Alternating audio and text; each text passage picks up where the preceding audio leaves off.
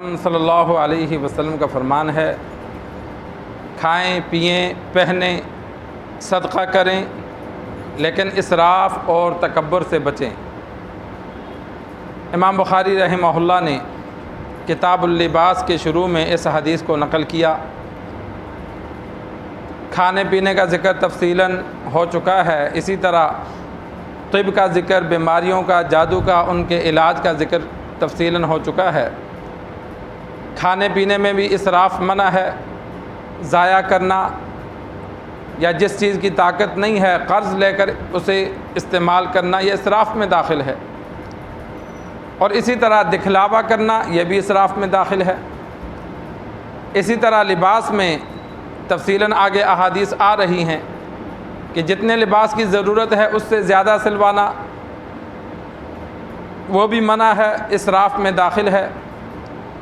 اور اسی طرح صدقہ میں اسراف کہ انسان دکھلاوے کی نیت سے صدقہ کرے یا بیوی بچوں کو ضرورت ہے ان کو دینے کے بجائے باہر صدقہ کرے تو یہ بھی اسراف ہے، یا اتنا زیادہ صدقہ کرے کہ جس سے گھر کا خرچہ وہ نہ چلا سکے تو یہ بھی اسراف میں داخل ہے۔ یا مقروض بندہ ہے، وہ قرض نہیں ادا کرتا بلکہ صدقہ کرتا ہے تو یہ بھی اسراف میں داخل ہے۔ پہلے قرض ادا کر، لوگوں کا قرض ادا کرنا لازم ہے، تو قرض ادا کرنے کے بجائے وہ صدقہ کرتا ہے تو یہ بھی اسراف میں داخل ہے۔ تو دوسرا تکبر نہ کیا جائے کہ انسان کھانا ہو، پینا ہو، لباس ہو، صدقہ کرنا ہو، صدقہ کرتے وقت بھی انسان تکبر کرے کہ لوگ سمجھیں گے بڑا سخی ہے، کیسے وہ خرچ کرتا ہے، لباس پہنتا ہے اس نیت سے پہنتا ہے کہ لوگ کہیں کتنا مالدار ہے، کیسا لباس پہنا ہے، لباس کی وجہ سے مجھے بڑا سمجھا جائے، تو یہ تکبر ہے۔ اسراف اور تکبر دونوں منع ہیں۔